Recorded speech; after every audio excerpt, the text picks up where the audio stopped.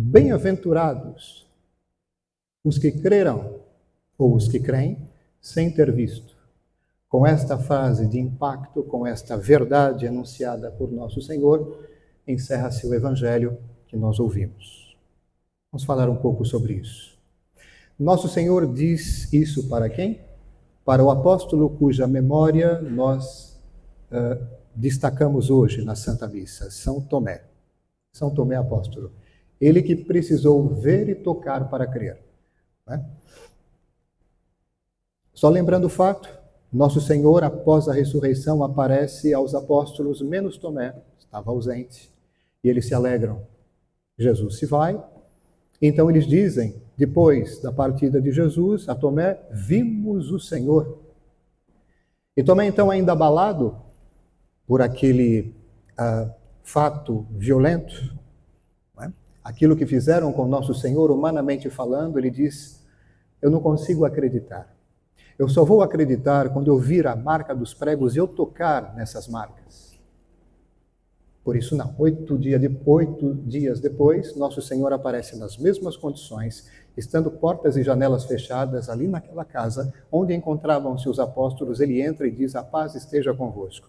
Imediatamente, então, dirigindo-se para Tomé, ele fala, vem aqui, toca aqui, vem cá, toca aqui. E ele então tem a possibilidade de tocar nos buracos deixados pelos cravos. O corpo glorioso de nosso Senhor conservava ainda estas marcas da paixão. E ele então, tocando como ele pretendia, cai então de joelhos e diz, meu Senhor e meu Deus. Que ótimo. Ele recuperou, vamos dizer assim, a fé que ele tinha antes. Nosso Senhor, ele diz, você precisou ver para crer? Muito mal, Tomé, muito mal. Precisar ver para crer. Felizes aqueles que creem sem terem visto. Trocado em miúdos, feliz aqueles que creem de verdade, ponto. Porque a fé é isso. Diz o apóstolo, dizem as Escrituras, a fé é a certeza sobre aquilo que não vemos. E claro, que se refere a Deus e aos bens mais elevados. As verdades eternas, a graça, a ação de Deus através da graça e assim por diante. A fé é a convicção sobre coisas que não vemos. Isto é acreditar, dar crédito, depositar total confiança em quem? Em Deus, de quem vem toda esta maravilha. Confiar a ponto de aceitar completamente tudo que vem dele. Confiar a ponto de aderir de maneira total e incondicional a toda a revelação, a todas e cada uma das verdades reveladas por nosso Senhor. Que pena. Tomé, São Tomé, ele viveu um momento de baixa. A sua fé conheceu tempos de grande enfraquecimento, de anemia, por causa do escândalo da cruz, humanamente falando. Permitam que eu diga isso. Por causa do escândalo da cruz, ele viu com os olhos humanos aquilo que aconteceu com nosso Senhor, apesar de ter pertencido àquela escola tão privilegiada de nosso Senhor, dos apóstolos, né? Nosso Senhor disse tantas maravilhas e disse mais de uma vez, o Filho do Homem será entregue nas mãos dos homens. Ele vai entregar sua vida, mas no terceiro dia ele vai ressuscitar. Ele tinha dito. Ele revelou esta verdade bem antes que acontecesse. O Filho do Homem vai ressuscitar.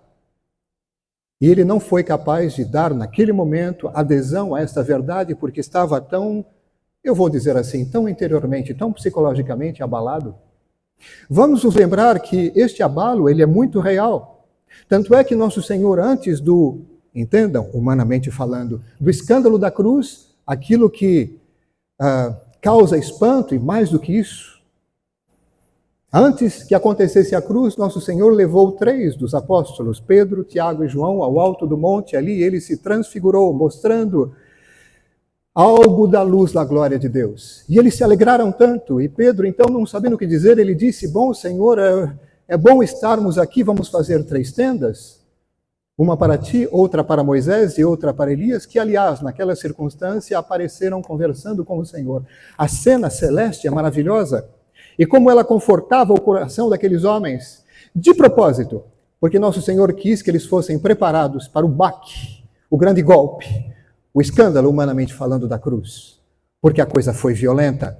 Humanamente falando, psicologicamente falando, no coração daqueles homens, eles pensavam assim: se fizeram isso com o nosso Senhor, o que não fariam, o que não farão conosco? Por isso estão encerrados ali, com portas e janelas trancadas, naquela casa, morrendo de medo. Um medo que eles não conhecerão depois, quando vier o Espírito Santo em Pentecostes, transmitindo a eles toda a coragem, força e intrepidez. Mas por enquanto eles conhecem sim este medo, esse pavor. E o abalo no coração de Tomé se expressa, sim, em incredulidade, em uma fé, se não uma fé bem abalada e enfraquecida e anêmica. Isso nos lembra aquilo que o apóstolo Paulo diz. A fé, aquela fé que nos conduz à salvação, é um dom de Deus e é como uma planta, que começa, claro, como toda planta, como um broto que exige cuidados. Se nós cuidamos bem desse broto, desse dom, ele cresce, se desenvolve. Sim, porque a fé, como dom sobrenatural, pode e deve crescer. Senhor, nós cremos, mas aumentai a nossa fé. Sinal que pode crescer. Mas é necessário que nós façamos a nossa parte para permitir que Deus, então, favoreça o crescimento ou dê crescimento a esta planta que é a fé. Agora, ao contrário, se nós não cuidarmos dessa planta, não cuidarmos do broto, ela vai se enfraquecer e pode até morrer. E quantas pessoas conhecem a morte da fé, quantas pessoas hoje, inclusive, naufragam na fé, porque não fizeram a parte deles. Não fizeram. Que isso nos sirva de advertência, caros fiéis. O dom da fé nos é maravilhosamente entregue, dado por Deus, para que nós tomemos cuidado, para que nós cuidemos deste dom. Mas então, Tomé, que viveu essa fraqueza, ele conheceu um momento de especial expressão da misericórdia de Deus. Sim, porque a misericórdia divina faz o quê? Nos afasta do mal e afasta o mal de cada um de nós. O mal da descrença, o mal de uma fé anêmica, o mal de uma fé fraca. Nosso Senhor se manifestou daquele jeito para que a fé fosse restaurada, fosse elevada, recobrasse a sua vitalidade, o seu vigor e a sua saúde. Digamos assim. Este dom, que é sobrenatural, não é algo natural. Me refiro à fé que nos leva à salvação. Por que é um dom sobrenatural? Porque os meios que nos conduzem a um fim são proporcionais a este mesmo fim. E se o fim é sobrenatural, divino e elevado, os meios têm que ser proporcionais. A fé que nos conduz à salvação, que é base da obra de salvação, que é a base sobre a qual a graça se apoia, é um dom sobrenatural. E este dom nos permite ter tanta confiança em Deus, tanta certeza que Ele sendo a verdade, Ele sendo absolutamente veraz e fiel, não se engane nem nos engana. A convicção é tão grande por conta dessa graça que eleva a nossa inteligência que nós dizemos: sim, Senhor, vós falastes e nós cremos. Deus falou, está falado. É por isso que nós, então, damos por definição, nós quem? A igreja de Cristo define a virtude sobrenatural da fé como uma virtude sobrenatural, o dom teologal, virtude sobrenatural que Deus infunde na alma para permitir à pessoa dar total e incondicional adesão a toda a revelação de Deus, a todas e cada uma das verdades reveladas por Deus e propostas a crer pela igreja. A fé é convicção, certeza de que Deus me transmite a verdade sem falhas e que Ele o faz através dos meios que dispôs e predispôs para isso. E nós sabemos já que Ele instituiu os apóstolos, para que os apóstolos em primeiro lugar, e dentre os quais Tomé, inclusive, pudessem transmitir, sem mistura de erros, sem falha, esta mesma verdade. Receberam o dom de ensinar sem falhas. Quem vos escuta, me escuta. Quem vos ouve, a mim ouve. Autoridade suprema de ensino. E esta autoridade foi dada aos apóstolos e a todos os seus sucessores, ao ministério apostólico, na única igreja de Cristo, que é apostólica. Então, esta convicção que nos vem da fé é convicção de que Deus diz a verdade e Ele nos dá acesso a essa verdade de maneira infalível através do ministério da sua igreja. A questão, caros fiéis, segunda parte, a questão é que nós vivemos no mundo, não somos do mundo, mas vivemos no mundo, querendo ser sal da terra e luz no mundo.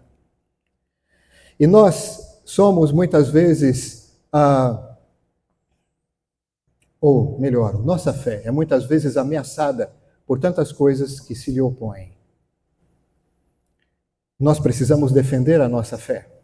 E a primeira coisa a fazer significa recorrer à oração. A segunda coisa é instruirmos-nos muito bem com relação àquilo que diz respeito à nossa vida de fé, à santa doutrina.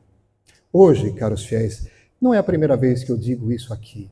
Nós corremos o risco de cair em muitas ciladas, de um lado e de outro, muitas confusões, em campo moral, em campo doutrinal, de um lado e de outro.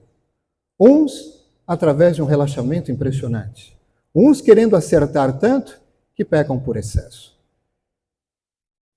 Eu peço a Deus a graça da fidelidade, a doutrina autêntica da Santa Igreja, aquilo que a Igreja autenticamente transmite até hoje. E eu peço a nosso Senhor Jesus Cristo, pela mediação de Nossa Senhora, que venha em auxílio dos nossos legítimos pastores, dos nossos bispos, sucessores dos apóstolos, do Papa, para que eles realizem a missão que tem, a nobre e grave missão, de acordo com o Sacratíssimo Coração de Jesus. Essa prece é muito importante. Esta oração é fundamental e não é de agora que nós a fazemos e somos convidados a fazê-la. O fato é que nós vemos a nossa fé muitas vezes ameaçada por tantas ideias absurdas e peregrinas, pela nossa própria negligência e não cuidar dela, por uma vida de oração medíocre, por uma vida espiritual fraca. Ora, peçamos a Nossa Senhora que nos ajude a não cairmos nessas ciladas e lembremos que Nosso Senhor, Ele sempre vem em nosso auxílio. Claro, no cotidiano da nossa vida e às vezes de maneiras bem surpreendentes, de forma extraordinária. Eu quero encerrar com um fato que penso aqui, se não todos, a maioria deve conhecer. Um fato que aconteceu no século VIII. Anos 700 e não sei quais outros. Era um monge, um padre, monge, se não me engano, basiliano, não sei se basiliano de Valois, basiliano. E ele então não cuidou como monge, padre, como deveria do dom precioso da fé. Ainda padre, ele se dedicava muito mais ao estudo de realidades profanas. Quando eu digo profano, não digo algo mal em si. Profano quer dizer aquilo que não é necessariamente a ciência sagrada. As ciências naturais, ele investiu muito nisso.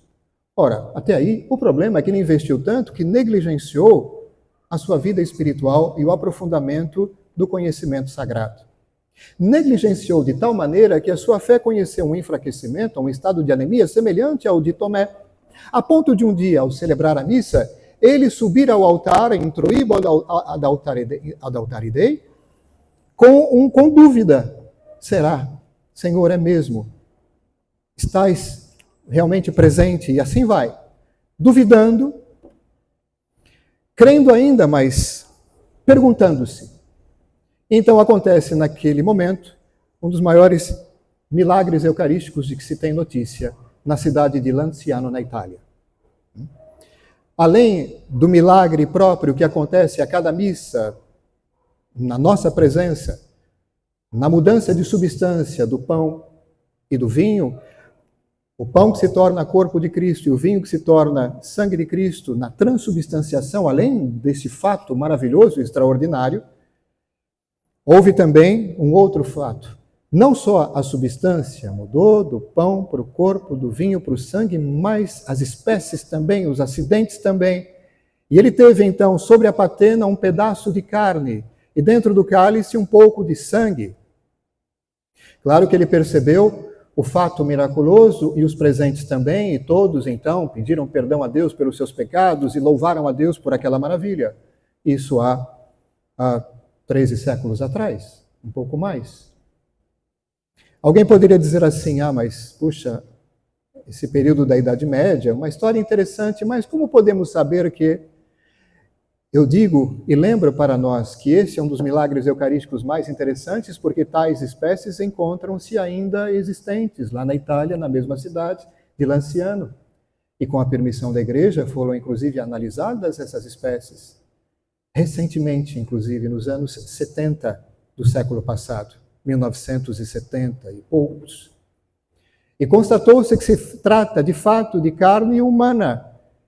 E os especialistas que se debruçaram sobre esta relíquia, sobre esta espécie, eles identificaram até mesmo a parte do corpo humano do qual provinha aquele material, da qual provinha aquela carne, do coração. Do cardio, endocárdio, nervo vago. Eu não entendo muito dessas coisas, estou repetindo como um papagaio. Quem entende? Cardio, endocárdio, nervo vago, disseram, vem do coração, é carne humana, e esta carne está viva como se estivesse sendo analisada no próprio corpo da pessoa ainda viva. 13 séculos depois, o sangue também tem todos os elementos químicos, minerais próprios, as células estão vivas. E eles analisaram como se estivessem analisando no próprio corpo da pessoa, de uma pessoa viva. Outros fatos bem interessantes também são observáveis. Por isso que eu acho bem interessante. Porque é algo palpável. É algo que os tomés que somos de hoje podem tocar com a mão, com o dedo. E por que Deus faria isso? Temos necessidade desse milagre para crer? Não. Nós cremos por causa da autoridade de Deus que ensina, que não se engane nem nos engana. Não precisaríamos de um milagre para acreditar, sabendo que este é um ensinamento de Deus e que ele é infalível, veraz. Mas Deus, ele conhece e desde sempre a fraqueza do nosso coração e da nossa fé e sabe que conhecemos momentos de alto e de baixo, não é? E ele então, ao longo da história, produz milagres, tantos e tantos, para vir em socorro de nossas fés tão débeis. E é exatamente o caso deste homem, que com certeza mudou completamente de perspectiva e de vida. E quantas pessoas hoje, tomando conhecimento deste fato, me perdoem, porque eu estou apresentando algo tão grandioso de uma maneira tão rápida e tão imperfeita. Fica aqui a proposta de estudo desse fato, o milagre eucarístico de Lanciano. Quantas pessoas tomando hoje conhecimento desse fato, quantas pessoas, exaltando tanto a ciência, dizem, mas é a própria ciência quem fala de algo que está além dela, da ciência humana, que fala de Deus agindo. Sim, Deus, ele opera isso tudo, não para que nós creiamos, não para que seja um instrumento de fé. O milagre existe para eliminar os obstáculos que nos impedem de crer, eliminar os obstáculos que nos impedem de acolher o dom da graça. Essa é a função, por exemplo, da apologética. Por isso que Deus, então, realiza tantas obras e por isso que Ele quis que Tomé tocasse. Não para que ele, enfim, para que fosse um meio de transmissão da fé, não é, mas para que aquele gesto tão extraordinário afastasse o obstáculo imenso no coração, na mente daquele homem que o impedia de recobrar a sua fé anteriormente, de antes. Bendito seja Deus por tudo o que Ele faz e fez e pelo acesso e conhecimento que temos dessa coisa, dessas realidades santas. Não é? Tendo realizado tantas coisas no passado, ora, um fato como esse, um milagre eucarístico como esse, serve para todas as gerações, até o final dos tempos. Eu fico triste, caros fiéis, quando eu vejo que algumas pessoas tratam com desdém os milagres.